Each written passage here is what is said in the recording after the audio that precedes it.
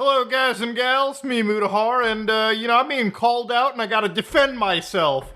I upload a lot of different types of videos on this channel. Sometimes I dip into gaming, sometimes I dip into cybersecurity, sometimes I cover, interesting topics on the internet. Things that all appeal to me, okay? Sometimes videos do really well, sometimes they don't do so well, but at the end of the day, I have a rule, okay? If I'm interested in a topic, I'm gonna make a video on it, okay? Sometimes that could be a crazy kick streaming scenario, okay, where you see some of the wildest clip imaginable, or it can be the LK99 superconductor, which didn't go anywhere. But ladies and gentlemen, this is in regards to Cyberpunk 2077. So as I've been researching this video on Sniper Wolf, which if you haven't been following her on YouTube, ooh, she's a wild character. But I've been researching her, and, I swear to God, I don't know what's a bigger tragedy, her attempting comedy or September 11th. It's a bad scenario. But ladies and gentlemen, as I've been researching, I read comments on my videos, okay? I read, messages that are sent to me, things that I'm tagged in. And one of the things that wilded me out is, Muda, I think you're an influencer that's been promoting a negative hate campaign against Cyberpunk 2077. Now, ladies and gentlemen, if it's one thing that I don't like is historical revisionism, okay? You gotta make sure that the history that has happened in the world needs to be kept intact, so when we go into the future, human beings can learn from their goddamn mistakes, okay? So Cyberpunk 2077 is a game that came out 3 years ago at this point.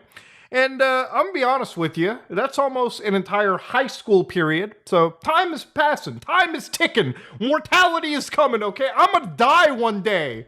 But before I die, I wanna make sure that people know Cyberpunk 2077 did not have a good launch. See, in the last couple days, I've kind of been talking about Update 2.0, and while I've been praising Cyberpunk and CD Projekt Red for matching up to what they kind of promised initially, we should not forget that this company straight up lied to us. Now, ladies and gentlemen, Total Biscuit passed away years ago. God rest his soul. If this man was still alive today, he'd be calling out this company for straight up lying and scamming and committing fraud upon the people, they call their fans. Now, I'm going to be real with you. You might be like, wow, how can you say fraud?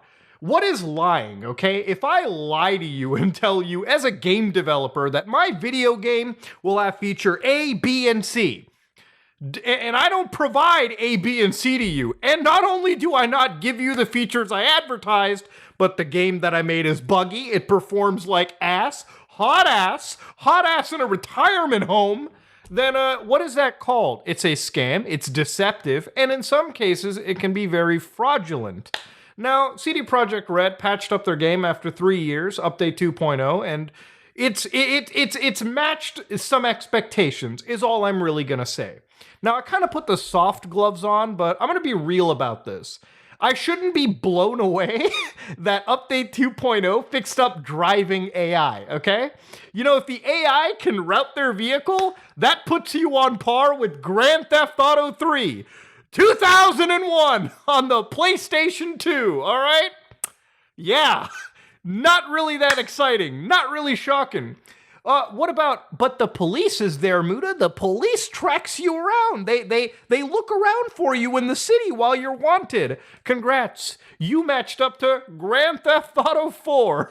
You remember how you lost sight from Liberty City cops and they would just be on the map looking? Yeah, this isn't new. That's 2008, brother. We are in 2023.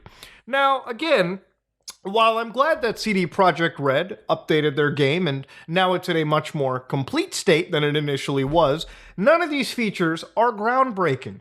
A lot of this open world fluff that we're seeing, these mechanics, the artificial intelligence, is stuff that would have existed in modern PlayStation 2 games from back in the day. And I'm not just talking about the Grand Theft Auto franchise, I'm also talking about the GTA clones, like True Crime, New York City, like Godfather. The Godfather game, okay? The good Godfather game. Games like, what's the, Scarface, The World Is Yours. Open world games back in the day were created by developers who released these open world experiences on systems that had 32 megabytes of RAM, all right? They operated entire cities, made it feel lively, added cops, added gangs, added whatever. The fact that CD Projekt Red managed to make this work on a PlayStation 5, Xbox Series X, modern PC game in 2023 is not something that is blowing me away, okay? It's just a fucking standard that has finally been met, all right? Now, again, I want to just stress that for me, consumer advocacy is a big thing. I don't like it when people and game developers lie. I have shown throughout my videos, I have been accused by some intellectuals of faking gameplay videos, which is not something that happens on my channel, all right? I take great pride in it. I record almost every single second of footage that I have for any video game that I cover. Why? Because I have this rule in my body where if I'm ever reading like a message or an email or looking at gameplay footage, if I don't record anything myself, I actually don't 100% believe in the validity of it. So I take great pride in my work, all right? And if I ever do come across negative, I'm sorry if negativity bothers you, but in situations like this, I have to be realistic. Now, CD Projekt Red lied about this initial game. They talked about a massively immersive open world, and they kind of build this game as sort of like a Deus Ex immersive first-person game mixed with an open world action, like a, open world title, like GTA. It was supposed to be this role-playing game, which later got turned to an action-adventure game, right? Again, I don't hype games for myself. The reason with hyping games is usually when it comes to video game and the discussions of video games, it becomes a big game of telephone over the internet. One person on a forum talks about a feature, it gets shared around. I go direct to the source. I literally went to CD Projekt Red, I looked at every single thing that they put out, all their gameplay footage, all of their advertising materials, and I built my expectations on what they told me. If the game developers lie about basic features like police systems, like how immersive their open world capabilities are, a non-linear story, when 90% of this game's storyline is linear, okay? There's no branching paths, there's nothing crazy. This game is very much a linear start-to-finish story. You may like the story, but it is not a open, non-linear RPG-era story that they were trying to bill it as, okay? Let's just be honest about the situation. These are all lies that are fed to us. Now, one of the things that I get accused of is like, did I jump onto this hate bandwagon like every other influencer in this situation? Which I think is such a condescendingly terrible take to have. First off, this game is very popular. People in the gaming space are going to be talking about this game. The other thing I make it very evident is I've been waiting for this game since the birth of my channel, when I was covering Haunted Gaming, since the 2013 reveal. You know why I made a video 3 months ago about Star Citizen? Because I care about the game, because I bought into it early, because I've been following it since the Kickstarter days. There's a lot of games and trending stories that I don't cover on my channel because I don't hear about them, and even if I do hear about them, they don't impact me enough on an emotional scale to make a video out of. That's one of the reasons why I'm making this video, all right? When you bring credibility and you call me out on behaviors that I know that I don't do, I will get into a defensive mode and I will try to clear the record. Ladies and gentlemen, this is a game that was created by a group of developers that lied about their product. If you care at all about the industry of gaming, if you care at all about your rights as a consumer, and the fact that you don't like fraud or scams, period, which is a pillar of my channel, then you will speak up against any developer that does this. Whether they be CD Projekt Red, whether they be Rockstar Games, whether they be EA, whether they be Konami. And speaking of other developers, Konami recently is making the Metal Gear Master Collection. A game that is, by the way, running a title inferior on modern hardware. For instance, if you buy that game on the Switch, it's running at 30 frames per second. Metal Gear Solid 2 on the fucking PlayStation 2 runs at 60 frames in the gameplay. They can't even match that on the Switch, a system that is far stronger than the goddamn PlayStation 2. How we cannot call that out for absolute lazy effort is beyond me. When I tell people this is a bad game, don't buy it, it's not me being negative. It's me telling you that is you rewarding bad practices.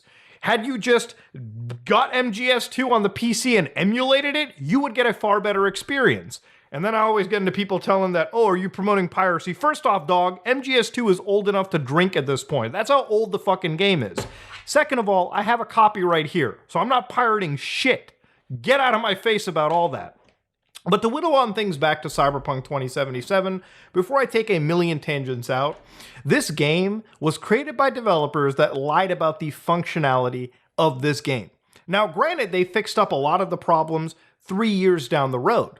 But does that mean that history should be revised and people forget how much they lied initially? When you have to deal with class action lawsuits, your game being taken off the PlayStation storefront, whether it be because you overzealously offered refunds or the game was just a putrid pile of ass on the systems you advertised for and told the world that it was surprisingly running well on, that's not okay. And that should never be tolerated in this gaming space or this community.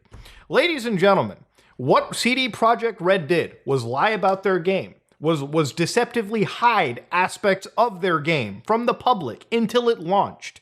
And we're not even going to get into the fact that when it came during the review period, there were people that weren't even allowed to show snippets of their gameplay. It was very much a locked down review title. Ladies and gentlemen, I'm glad that this game is fixed up, and I honestly hope in 3 days when Phantom Liberty drops, it's going to be an amazing experience. But this should be a cautionary tale, all right? You should never ever forget when a developer does this, and you should stand up against practices like this. I never understand the concept of fanboyism. I like games, I like game consoles, I like just gaming in general. But when there is a bad practice, I will always stand up against it. Recently with Xbox, I have been championing against their hatred of physical media.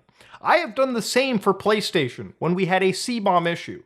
And you know what happened in that situation? Because of negative attention, the negativity that some people claim to hate, even though it's probably the most watched stuff on this platform anyways, that's what leads to actual solutions.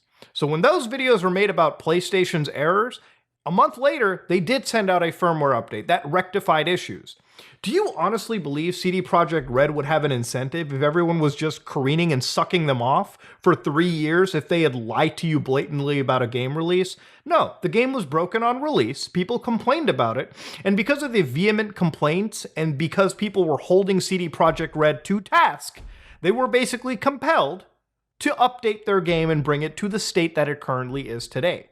When you allow complacency in this industry, okay, when you allow complacency, period, nothing truly advances. When you do hold people to task, then things get better. If I make bad videos, if I make a bad video or a bad take, I appreciate people holding me accountable because then I can learn from it and I can make a better product at the end of the day. Letting complacency breed, letting people get away with lying is never going to help you or this industry. So I wanted to make this video to just kind of discuss this. It's been hitting me for the last couple days on an actual real personal level. So I wanted to talk about it. I wanted to set records straight. And I just wanted to get my word out there, ladies and gentlemen. I've been called out. I have been called out. And honestly, I am a little bit defensive about it. I do want to set the record straight, especially when I know that I'm 100% in the right in this situation. Ladies and gentlemen, this is me, Mutahar, and yeah. I'm out.